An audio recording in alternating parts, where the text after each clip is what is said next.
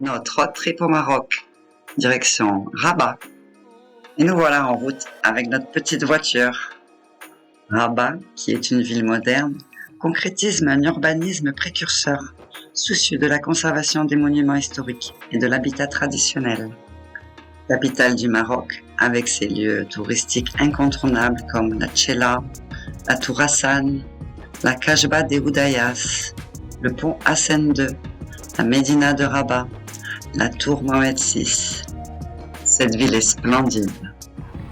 Rabat a été fondée au XIIe siècle par les Almohades, qui édifièrent une citadelle, une mosquée et une résidence. C'est alors que l'on appelle une ribat, une forteresse, le nom actuel de Ribat el Fat, le camp de la victoire. Jusqu'au XIXe siècle, Rabat est connu sous le nom de Salé-le-Neuf. En 1912, Lyautey fit de Rabat le siège du résident général et la capitale du protectorat français au Maroc. Et en 1956, à l'indépendance du Maroc, la ville reste la capitale du pays. Nous visitons le quartier de l'Agdal. Les quartiers français de Rabat sont d'anciens quartiers construits après 1912, lors du protectorat entre la France et le Maroc. Rabat étant devenue la capitale administrative sous le protectorat et ensuite la capitale du Maroc indépendant, un grand nombre de constructions ont été réalisées entre 1920 et 1950. C'est l'un des quartiers les plus réputés de Rabat. Considéré comme le nouveau centre-ville de Rabat, le quartier fait partie de l'arrondissement Agdal Riyad et est idéal pour une journée de shopping réussie ou pour profiter des nombreux cafés et restaurants branchés, pubs, lounges, enseignes internationales. Le quartier Agdal de Rabat, dont l'origine remonte au protectorat français, a été construit sur l'emplacement de jardins dont il tire son nom car Agdal signifie jardin en tamazight. Connu pour sa provision en commerce, le centre-ville commercial de Rabat accueille tout au long de l'année des visiteurs qui auront l'embarras du choix entre restaurants, cafés et boutiques de marque. Il s'agit d'un important centre d'activité dans lequel les commerces se désemplissent la semaine et quand le week-end arrive, ce sont les adeptes du shopping qui envahissent les rues de l'Agdal.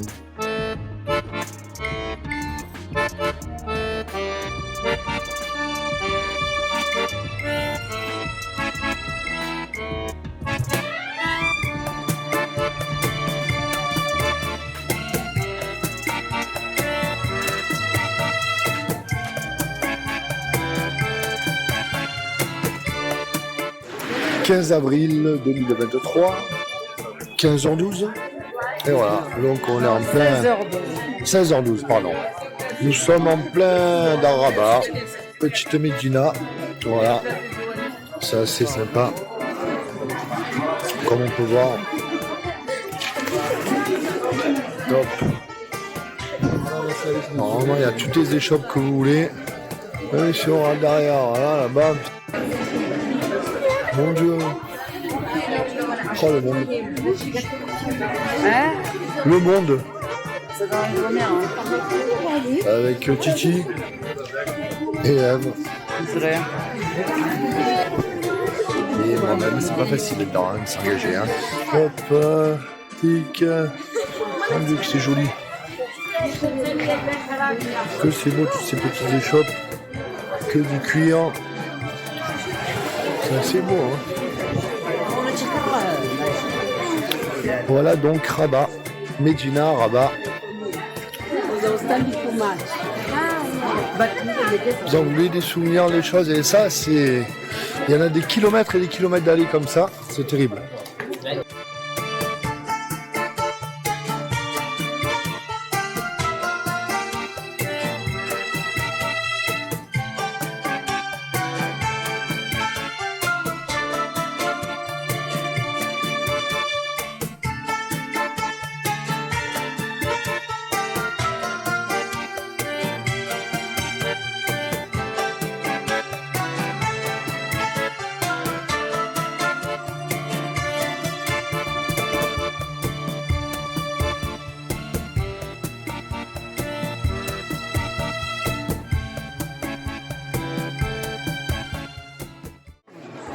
Donc voilà, c'est encore un petit endroit de...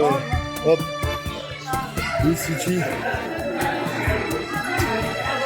C'est sympa.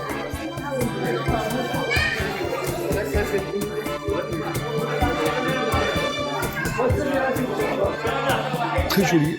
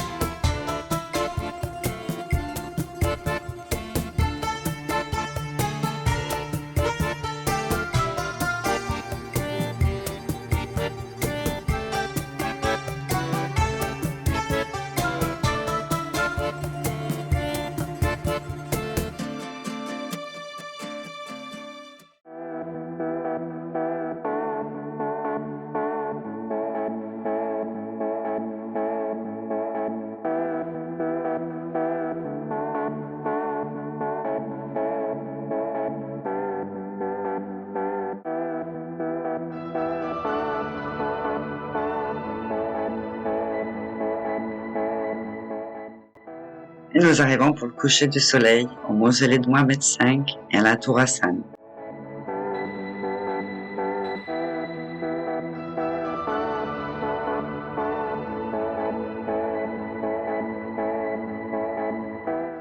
Tous deux inscrits au patrimoine mondial de l'UNESCO.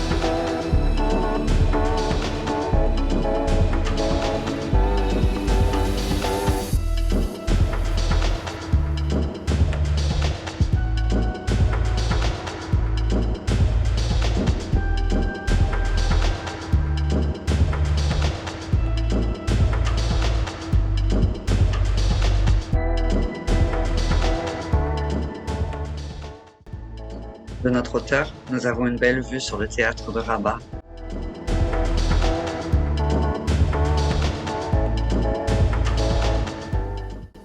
Et sur la tour Mohamed VI.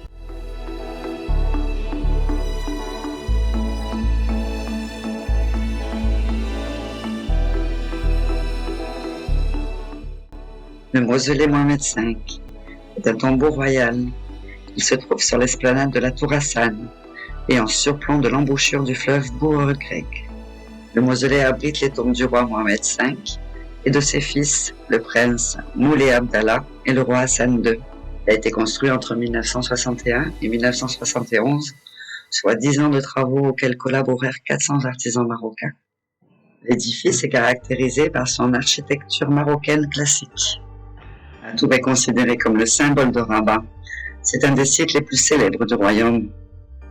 La tour Hassan reste l'unique vestige de ce qui devait être, à l'instigatation du sultan almohade Yacoub al-Mansour, au XIIe siècle, la plus grande mosquée du monde musulman.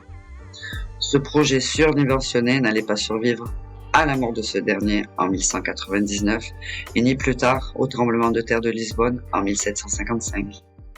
Seul son minaret de 44 mètres de haut, à l'architecture très proche de la Koutoubia de Marrakech et de la Giralda de Séville, subsiste et donne son nom au monument, la tour Hassan. Le minaret de la mosquée s'élève à 44 mètres au-dessus du sol. Et si l'on s'en tient aux critères de l'architecture almohade, 5 hauteurs pour une largeur, il aurait dû culminer à plus de 80 mètres de hauteur, dépasser ainsi la Koutoubia de Marrakech. Atteignant une hauteur de 250 mètres, la tour Mohamed VI a été pensée afin d'être visible à 50 km à la ronde, d'une superficie totale de 102 800 m². L'immeuble est composé d'une tour, elle-même installée sur un podium, le tout évoquant une fusée sur son pas de tir. La tour Mohamed VI, très grande tour, je peux vous dire, c'est impressionnant.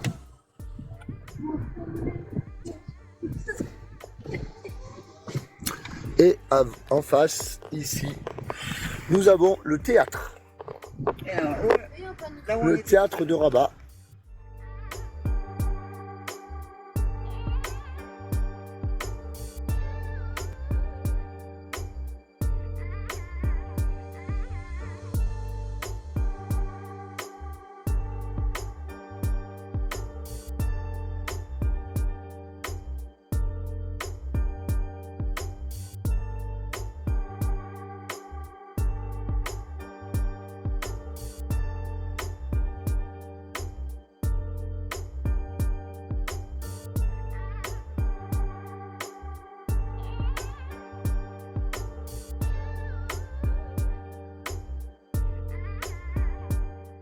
Avec la tour Hassan II là-bas, voilà, du coup, qu'on a vu tout à l'heure, avec le mausolée qui s'éclaire.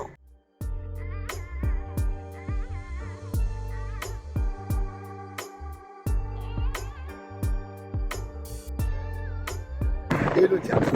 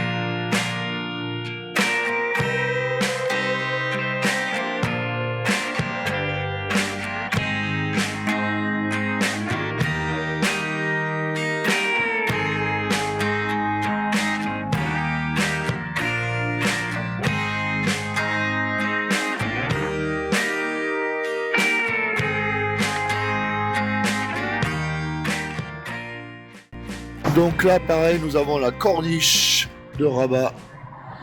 Sur le fleuve Ouregreg.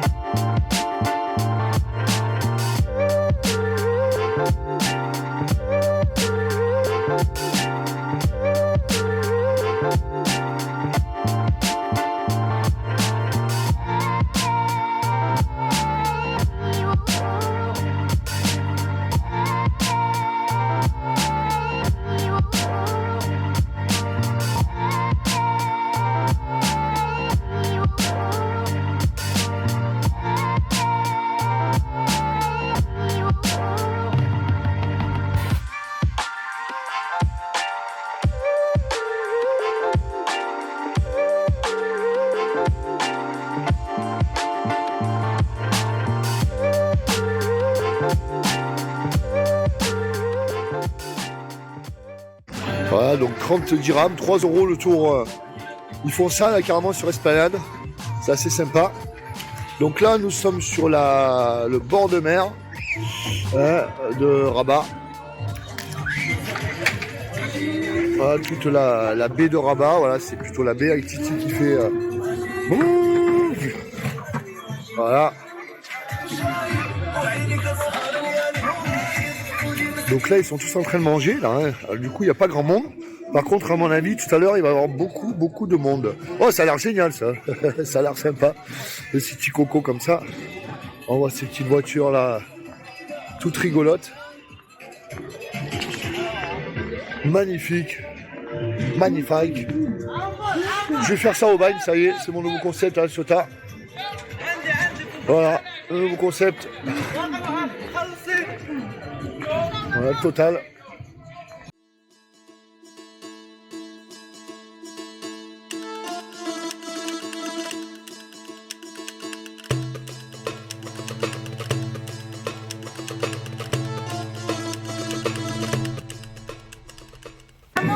Mais voilà le monde, ils ont tous mangé, voilà, maintenant qu'ils ont mangé, ils font la fête. Et ils sortent, ils ont raison.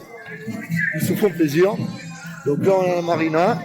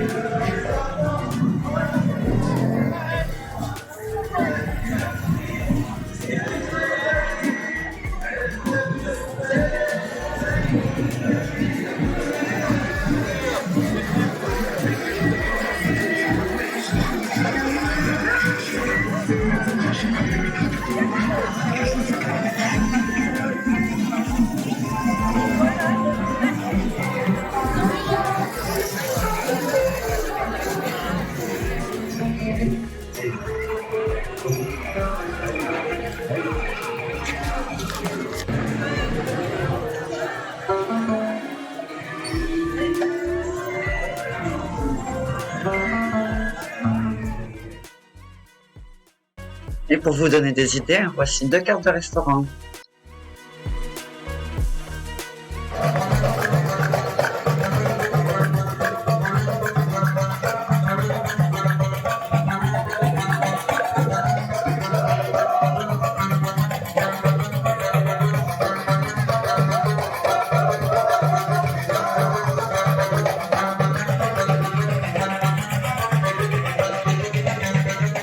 Avec l'orchestre.